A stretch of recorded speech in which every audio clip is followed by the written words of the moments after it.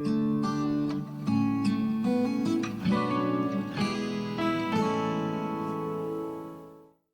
첫 번째 감사 메시지입니다. 감사는 위대한 신앙의 견고한 반석입니다. 감사는 위대한 신앙의 견고한 반석입니다. 감사는 위대한 신앙의 견고한 반석입니다. 롯데타워를 지을 때 많은 사람들이 걱정을 했어요. 송파구는 싱크홀이 많은데 저 롯데타워 자빠지면 어떡하냐 걱정을 했걸랑요. 근데 여러분 지금 금가거나 옆으로 누웠다는 얘기 들었나요? 못 들었나요? 들은 적 없죠? 왜 그럴까요? 롯데타워는요, 그 밑에가 뻘이에요. 석촌호수가 원래 한강이었습니다. 그래서 그 말이 맞긴 해요. 그 넘어지기 쉬운 건물인데요, 넘어지지 않습니다. 그 높이를 올라간 만큼 땅으로 들어가서 안반부하고 건물을 붙여놨어요. 안반부까지 스폿을 내려가지고 건물을 거기다가 딱 세팅을 해놨기 때문에 무너지지 않아요. 높은 건물, 단단한 건물은요, 기초가 매우 중요합니다. 기단부에 기초를 어떻게 처리했냐에 따라서 그 건물의 높이와 그 건물의 위용이 결정되지요. 저와 여러분의 삶이 위대한 삶이 되었으면 좋겠어요. 비바람이 불고 역경과 고난이 있다 할지라도 그 모든 걸 넉넉히 이기는 멋지고 아름답고 힘있는 인생 되기를 원하는데요. 그 위대한 건물, 그 위대한 인생이라는 건물을 쌓아감에 있어서 기단부에 중요한 주춧돌 역할을 하는 돌이 하나 있는데 그 돌 이름이 뭐냐면 바로 감사라는 돌입니다. 아시겠죠? 꼭 기억해 주십시오. 자, 오늘 읽으신 본문은 데살로니가 전서 5장을 읽으셨어요. 데살로니가는 사도 바울이 제2차 전도여행을 통해서 결국에는 드로아에서 마게도니아 사람의 호소를 듣고 빌립보로 넘어가게 됩니다. 빌립보에서 복음을 증거하다 핍박을 당하고 빌립보를 떠나서 만나게 된 첫 번째 도시가 데살로니가라는 도시고요. 이 도시에서 짧게는 2주, 길게는 2달 정도 사역을 하지 않았을까 신학자들을 생각을 합니다. 그렇게 사역을 했던 데살로니가를 생각하면서 고린도에서 쓴 편지가 데살로니가 전서입니다. 왜 편지를 썼냐면 데살로니가 사람들이 이 소위 말하는 그 히랍의 우상 문화에 영향을 받아가지고 그들의 신앙이 오락가락 한다는 얘기를 듣고 그들이 흔들리는 그 신앙을 바로잡기 위해서 그들에게 견고한 신앙을 가져야 됩니다라는 목적으로 뭘 썼냐면 데살로니가라는 책을 쓴 거예요. 견고한 신앙을 가져야 될 중요한 명분으로 뭘 얘기했냐면 주님은 반드시 재림하십니다. 주님은 반드시 재림하십니다. 그러니 주님이 재림하시는 그날까지 좌로나 우로나 흔들리지 않고 신앙을 유지해야 되겠죠? 신앙을 견고하게 유지해야 되겠죠? 그래서 데살로니가 전서의 주제는 주님은 재림하십니다. 우리의 신앙이 흔들리지 않고 견고해야 됩니다 라고 하는 게 주제입니다. 이 주제를 위해서 쓴 성경이 바로 오늘 본문의 말씀인데요. 데살로니가 전서 5장 16절입니다. 항상 기뻐하라, 쉬지 말고 기도하라, 범사에 감사하라. 이것이 그리스도 예수 안에서 너희를 향하신 하나님의 뜻이다.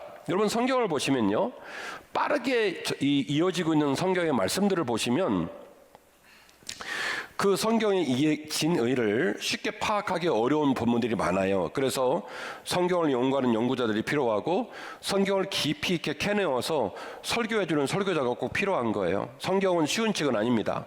그런데 특정 본문은 본문을 기록해놓고 본문 자체에서 본문을 주석하는 본문이 있는데, 주석이란 말은 옛날에 여러분 교과서하고 전과 기억나시죠?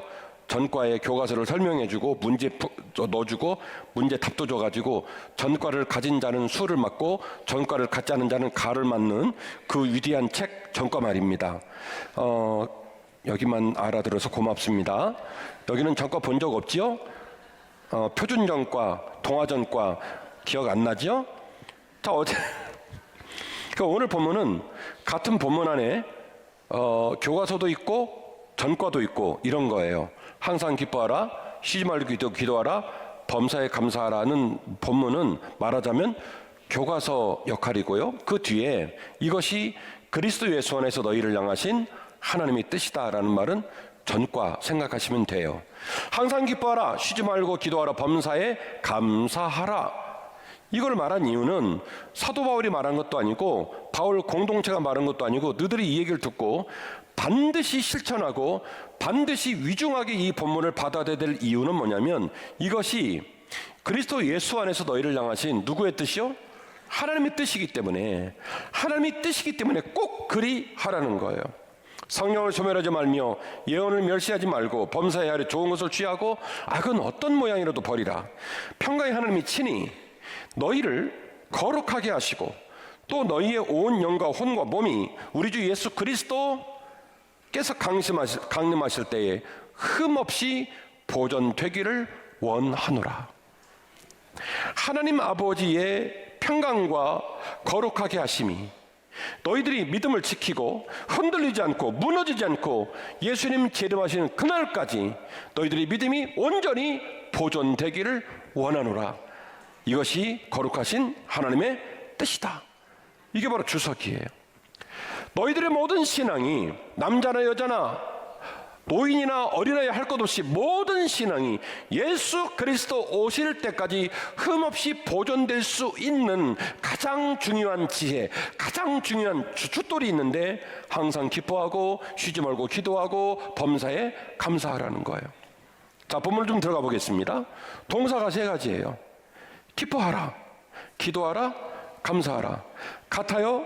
달라요? 물어보잖아요. 같아요? 달라요? 다르죠? 기뻐하라는 말, 기도하라는 말, 감사하라는 말은요 전혀 다른 얘기예요. 그런데 이 동사 세 개를 부사 세 개가 백업을 해주고 있습니다. 부사가 어떻게 되냐면 항상 쉬지 말고 범사예요. 이 부사 세 가지도 다릅니다. 그런데 이 부사가 뜻하는 뜻을 들여다보니 단어의 용례는 다르지만 뜻이 한 가지예요.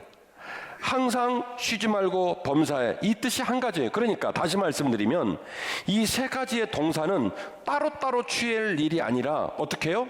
이 부사 세 가지로 엮여서 하나로 가져가라는 거예요.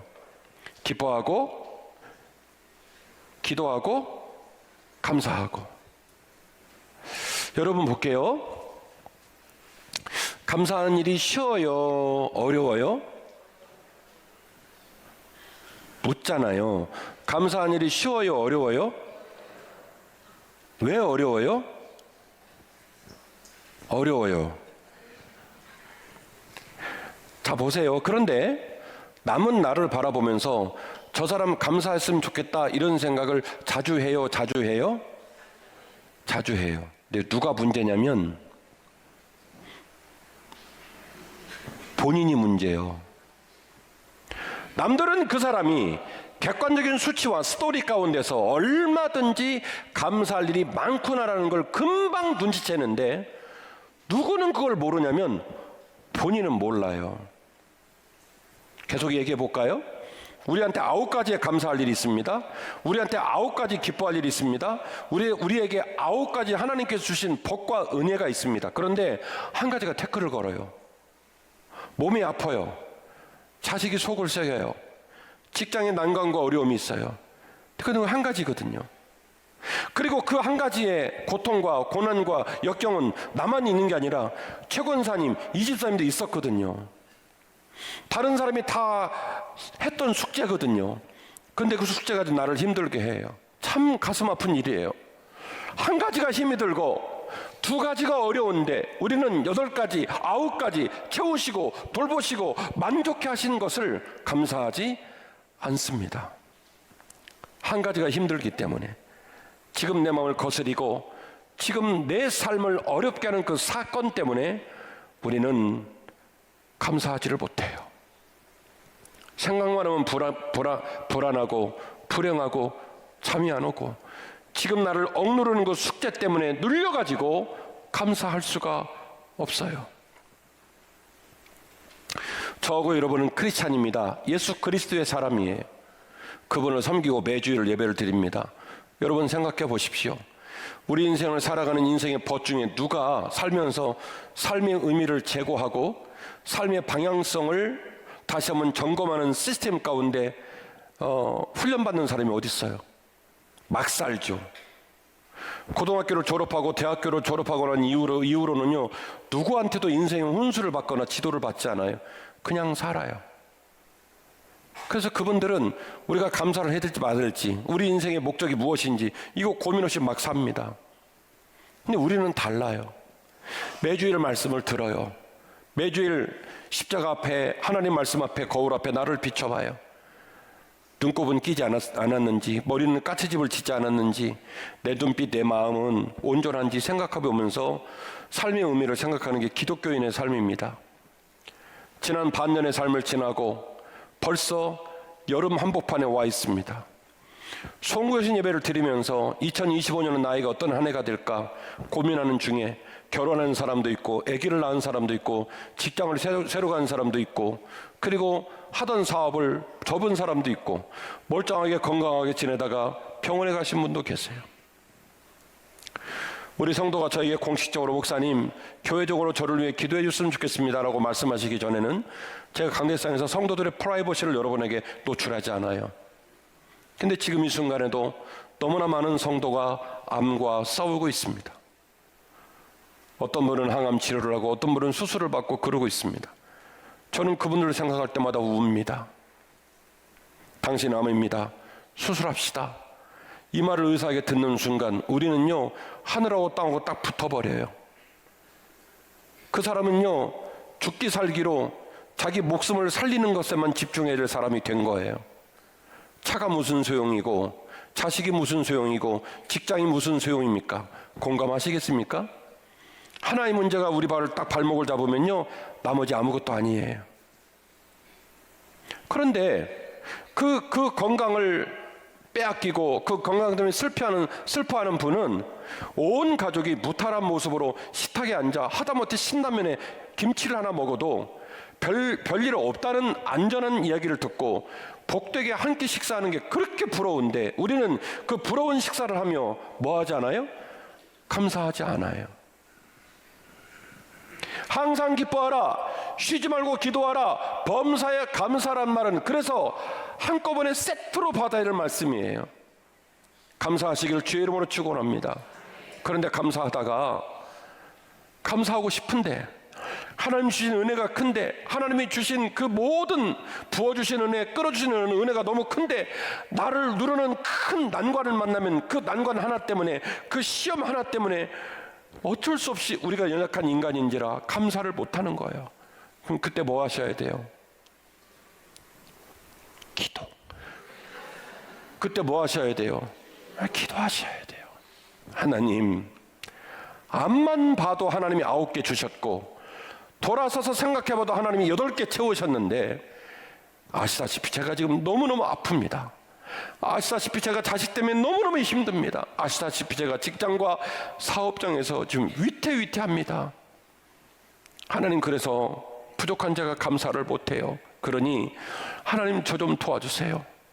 하나님 저를 붙잡아 주세요. 그렇게 기도하셔야 돼요.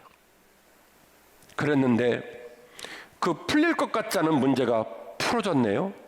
풀어져가지고 직장이 풀어지고 사업장이 풀어지고 질병 문제가 해결이 되고 퇴원도 하고, 의사한테 이야기 듣기를 환자 몸 상태가 너무 좋습니다. 재발의 여지가 없습니다. 그 말 들으면 그 말 딱 듣고, 안 해보셨어요? 여러분 뭐 종합검진하면 기분이 좋아요? 껄쩍지근해요. 껄쩍지근하죠. 밤새 고민이죠. 무서운 말 들으면 어떡하나. 우리 어르신들은 저하고 다 공감하실 것 같은데, 우리가 우리 몸에 자신이 없단 말이에요. 근데 의사가 말하기를 그 정도면 괜찮아요, 잘하셨어요. 그리고 나오면요, 주차장에 있는 차들이 다 내 차 같아. 얼마나 기분이 좋아지는지. 그렇죠? 그래서 우리가 힘들고 어려울 때 하나님께 기도하고, 기도해서 새 힘과 용기를 공급받으면 또 어떻게 되는 거예요? 기뻐하는 거예요. 그래서 기뻐하고 기도하고 감사하고는요, 3종 세트요. 그래서 같은 의미의 부사로 엮여놓은 거예요. 항상 쉬지 말고 범사에. 아멘이시죠? 요 세 가지를 어떻게 놓으셨다? 묶어 놓으셨다. 인생을 살면서 아프고 힘들면 기도하십시오. 기도하셔서 하나님이 은혜 주시면 기뻐하시고요. 기뻐하시면서 감사하시고요.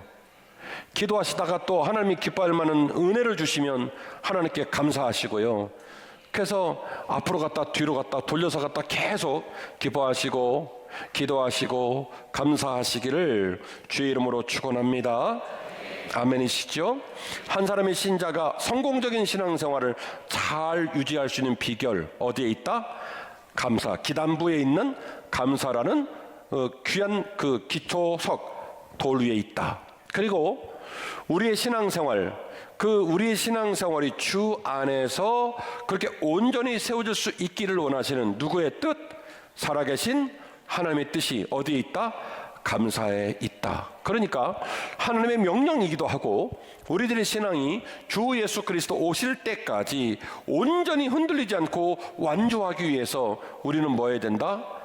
감사해야 한다. 그러므로 감사는 행복한 인생의 등불이라는 사실을 여러분 꼭 기억하십시오. 감사는 행복한 인생의 등불입니다. 아멘. 시골 살아본 분들은 아시겠지만 시골에는요 집집마다 그 마루에 그 등이 이 후레쉬가 서너 개씩 있어요. 도시는요 그냥 나가도 다 불이 켜 있어요. 문제가 없어요. 그런데 시골은요 금음 같은 경우에는요 금음 때는요 시골 살아본 분들은 아실 텐데 내가 내 손을 눈앞에서 이렇게 해봐도 손이 안 보여요. 이럴 때는 위화감을 많이 느껴. 시골에서 금음이 되잖아요. 달이 이렇게 기울잖아요. 그러면 내 손을 흔들어도 안 보여요. 그래서 어쨌든 화장실을 가더라도 뭐를 하더라도 후라시가 있어야 돼. 그래서 마루에 후라시가 많아요. 근데 말이죠, 아무리 칠흑 같은 어둠이어도 등을 들고 후레쉬를 들고 탁 비추면요 참 재미져요. 못할 것도 없고 못 갈 데도 없어요. 옆집도 가고 다 그렇게 합니다. 감사는요 행복한 인생을 이끌어가는 등불이에요. 감사라는 등이, 감사라는 후레쉬가 어떻게 살아야 되지? 아들을 어떻게 보고 딸을 어떻게 보고 배우자를 어떻게 보고 내 삶의 사업장과 일터를 어떻게 보지 고민하는 우리의 삶, 그 삶을 뭐가 비춰주냐면 감사라는 후레쉬가 비춰줘요. 우리 입술에 하나님을 향한 감사로 가득 차면 찬양이 살아나고 예배가 살아나고 나의 삶이 살아나기 시작합니다. 아멘. 마음에 감사하는 사람은요 마음에 여유가 있어요. 마음에 감사하는 사람은요 내 삶에서 나만 생각하는 게 아니라 남도 생각할 줄 아는 지혜가 있어요.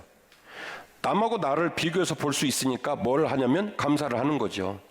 근데 감사할 수 없는 사람은요 남은 안 보이고 누구밖에 안 보이면 나밖에 안 보여요. 그리고 꼬이고 비틀려 있어요. 그래서 항상 마음에 분이 가득 차 있습니다.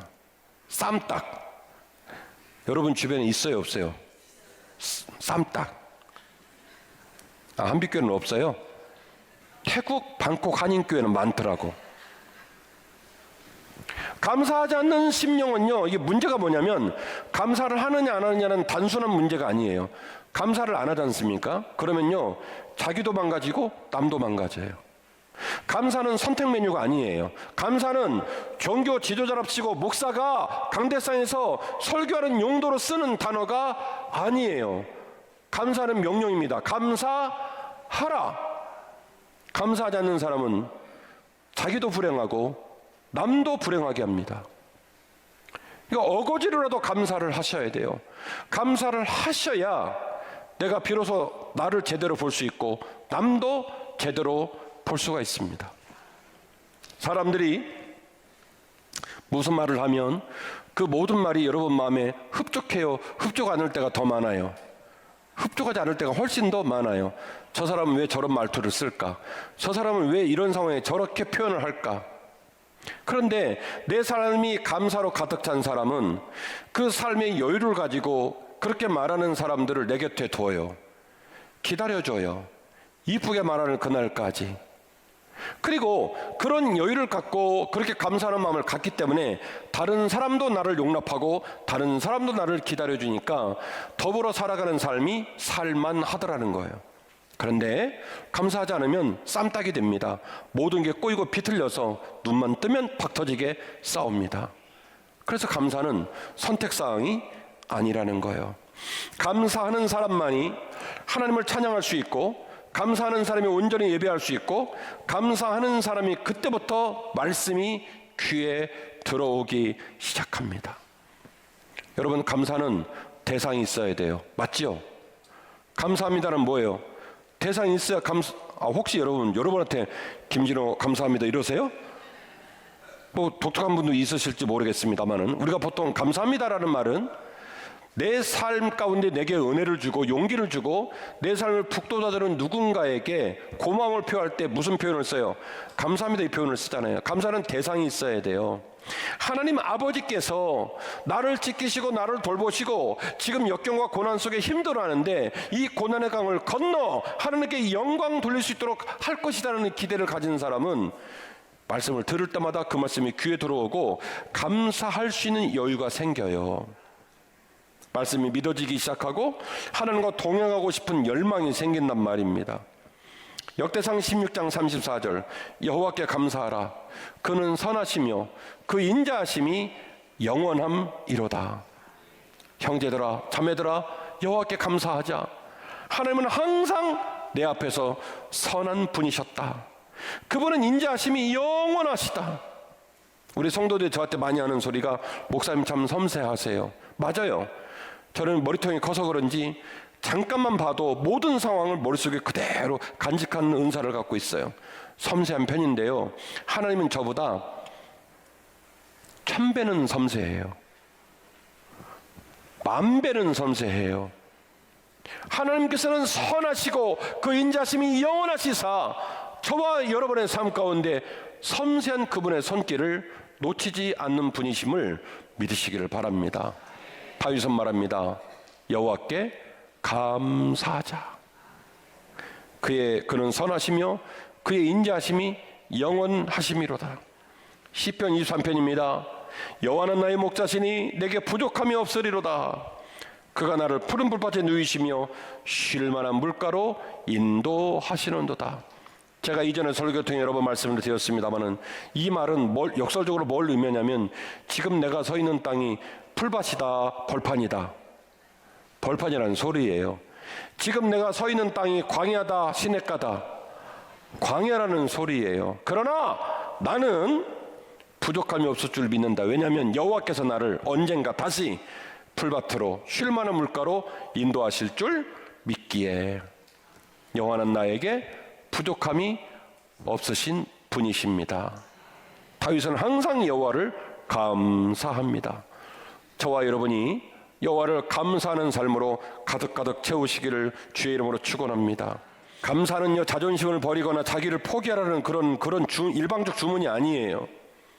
바로 삶의 품격에 관한 이야기고요, 한 사람의 매력과 가치에 관한 이야기입니다. 사람은 사람의 인품과 품격이라는 게 있어요. 제 말에 맞아요.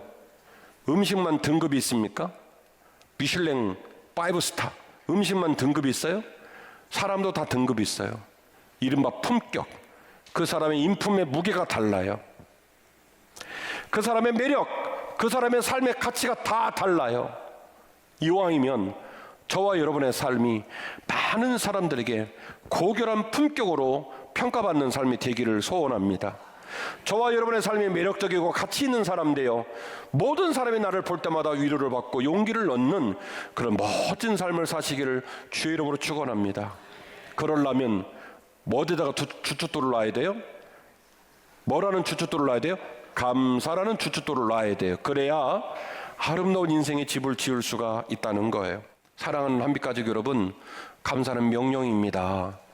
그리고 감사가 견고한 신앙생활, 성숙한 신앙생활, 주님 오실 때까지, 재림의 주님 만날 때까지 흔들리지 않는 신앙생활을 해나감에 있어서 매우 중요한 초석이라는 걸 잊지 않으시기를 바랍니다. 감사는 삶을 각성시킵니다. 신앙 인생의 참된 힘과 능력과 열매는요, 화려한 말과 호언장담에 있는 것이 아닙니다. 진정한 감사의 힘은 일상적이고 수고스럽고 애씀과 순종에서 그 능력과 증거가 나타나는 법입니다. 감사의 명령을 다시 한번 깊이 간직하고 감사의 등불을 회복하여 잊지 말고 오직 값진 헌신과 드림으로 하나님과 친밀해지시면서 도우시고 축복하시는 하나님과 승리의 길을 걸어가시기를 주의 이름으로 축원합니다.